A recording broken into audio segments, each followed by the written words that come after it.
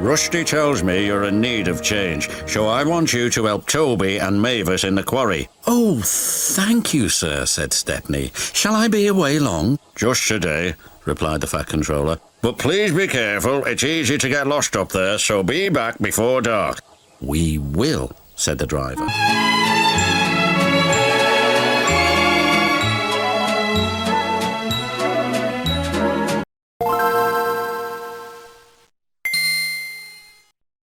It's Halloween, which means every channel is bound by some ancient obligation to make a video on something spooky or scary. Which was a great excuse to make a video on another one of my personal favourite Thomas and Friends episodes, the 13th episode of Series 5, Stepney Gets Lost. Wait, the 13th? Was that on a Friday? Let's check. Never mind, it was a Monday. Stepney Gets Lost isn't so much of a spooky episode since it doesn't contain any ghosts or supernatural elements like Duncan Gets Spooked or Haunted Henry. But it does contain certain elements which give me reason to consider it the darkest and perhaps one of the most thought-provoking episodes of the whole show. When I say it is the darkest, I really do mean it, because this is unlike any other of the episodes, a real departure of what we'd seen before. There's quite a bit to unpack in this episode, so let's get into it. Be sure to like and subscribe if you enjoy my stuff and want to see more. Stepney has been working with Rusty, who he formed a close friendship with after being rescued from the scrapyard by him in his introductory episode during the previous series. If it hadn't been for Rusty turning up and bringing him back to the Fat Controller, Stepney would not be here today. That is a very important plot point to consider because it'll be relevant soon. Stepney often gets a bit bored working on his own line all day, since it's not as long as he'd like. Don't laugh. Which is something that was touched upon in a previous episode. The Fat Controller is aware of this and goes to Stepney's shed to give him some good news. Stepney is going to go help Toby and Mavis work in the quarry, which he enthusiastically agrees to do. It's just for one day, but that's just fine for Stepney. Before he leaves, the Fat Controller gives Stepney a word of caution, warning him to be back by nightfall and to take care up there because it's easy to get lost. Stepney arrives at the quarry, where he's greeted by Toby and Mavis, who are glad he's there to help them with their work. Despite the large amount of trucks needing to be shunted about, Stepney is more than happy to get on with it. He spends the day revelling in the experience, getting absolutely covered in dust, and loving every second of it. At the end of the day, the quarry's foreman asks Stepney's crew if they'd like to take on some extra work, delivering a night special to a building site at a new branch line. They immediately agree to it without hesitation, but they really should have discussed it with the Fat Controller first.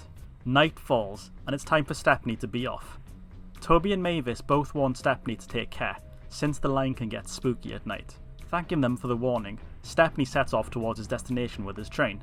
Things go smoothly and he arrives there without incident, safely delivering all the materials. After that, it's time to go home. And it's during his return journey that things start to go wrong. The route home is blanketed in a thick layer of fog, which makes it difficult to see properly, and Stepney realises that Mavis was bang on the money about the line being spooky at night. The ground is hidden from view, and gnarled and twisted trees rise from the fog like skeletal hands. They pass by a lit up signal box and a green signal, which leads them to believe that this was intentional and that they were expected. But, as the narration tells us, this was not the case. The line has buildings and various structures around it that would most likely look completely non-threatening otherwise, but the eerie atmosphere and thick fog makes the whole environment take on a much more ominous appearance. The points on the line have been set in the wrong direction, which sends Stepney unknowingly on a different route to the one he's supposed to be taking. He's under the impression that he's going home, but obviously, he isn't. Instead of the line taking him to his warm, comfortable shed, Stepney arrives at a dark and sinister location, filled with towering structures, machinery, and hanging chains. For their own safety, Stepney's crew decide to park there for a bit until the fog clears, and Stepney is shaken by all the strange sounds he can hear. When the fog actually lifts, Stepney realises with horror that they're in the scrapyard, a place that he had hoped to escape from last time, but now, fate has led him right back into one. The rusted remains of old engines are piled up high in the yard, a very grim sight, and a reminder of the fate that might await any engine. Stepney's crew get out of the cab and go looking for help, leaving the engine all alone in the dark scrapyard. Suddenly, a pair of near-identical diesels emerge from the depths of the yard, each of them stopping alongside Stepney to box him in. Stepney is clearly terrified and doesn't say anything. Got ya this time, Stepney. You'll make very fine scrap indeed. Buffer him, Bert. The other diesel, who we now know to be named Bert, repositions himself behind Stepney and forcefully pushes him forwards, with his crew nowhere to be seen and his voice box frozen in terror.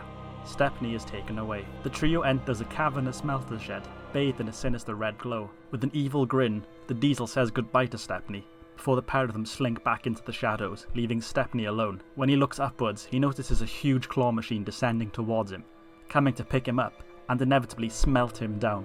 This engine's not for scrapping! Cries out, unable to move. It seems that this is the end for the Bluebell engine. Nobody is coming to save him. However, at the last second, just as he's about to be picked up, the claw machine stops dead. The Fat Controller has arrived, along with Stepney's crew and presumably workmen from the ironworks. The Fat Controller tells him that it's a good thing he'd chosen to visit that yard tonight, and that saving him from scrap is becoming a bit of a habit. Saved at last, Stepney finally leaves the scrapyard and returns home, gleefully proclaiming, "Bluebells forever." This episode is dark. Of course there have been episodes in the past that contain grim elements such as the threat of scrapping and diesels being really nasty, but nothing in the series before ever took it this far. No episodes have ever involved engines literally trying to get another engine outright killed.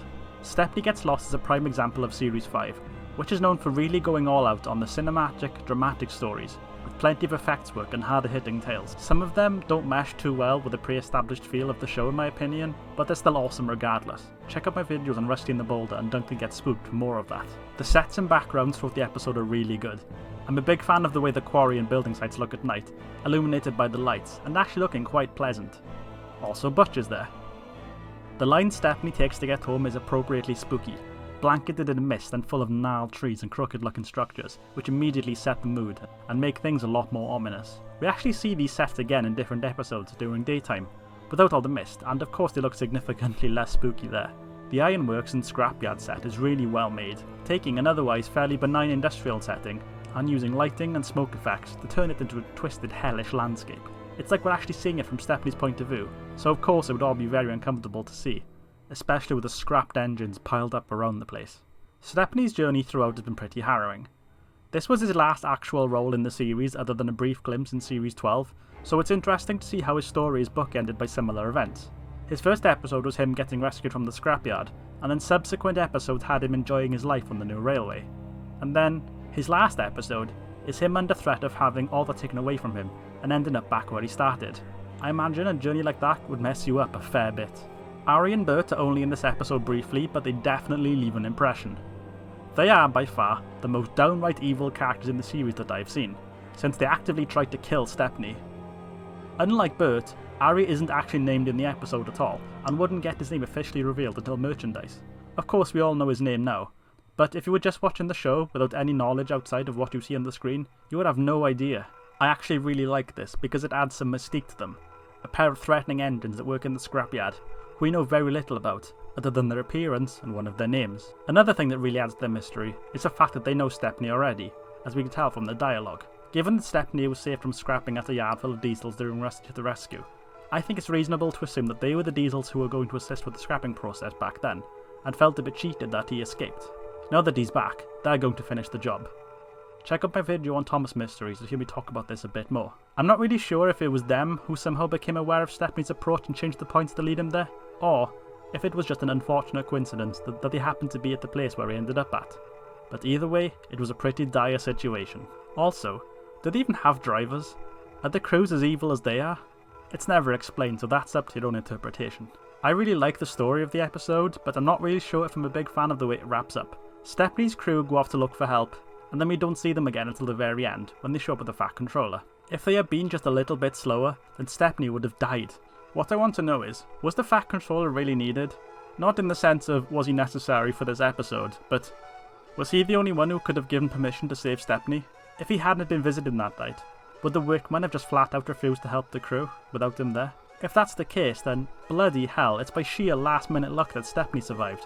And if the Fat Controller had chosen literally anywhere else to visit that night, then there would be no rescue. Bit of an ass pull? I'll let you decide. Of course it's possible that the crew could have just shut down the machine anyway, and the Fat Controller just happened to be there as a nice little coincidence, which, honestly, I prefer that. I'm not a huge fan of story events happening due to pure coincidence and luck. So basically his crew saved him and the Fat Controller just happened to be there. Then again, it is a kids show, so we shouldn't think about it too hard. The final shot of the episode is something I'd never really given any thought towards before, and it's actually quite poignant. Stepney is happily exiting the scrapyard via this bridge, on his way back to his safe and comfortable home. Directly beneath him as he crosses are the remains of other engines that weren't so lucky.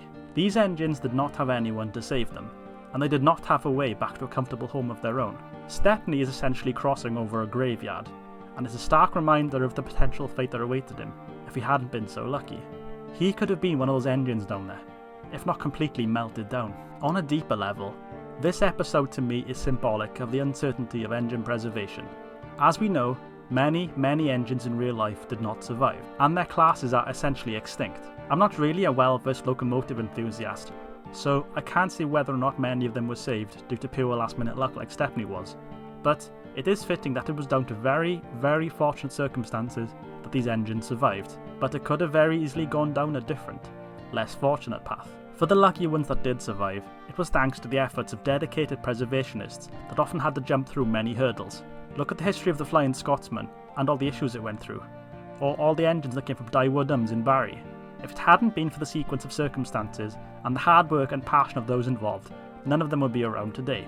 Stepney crossing over the rusted engine remains is a pretty apt representation of the locomotive still running today, while so many of their brethren remain only in memories, pictures and models.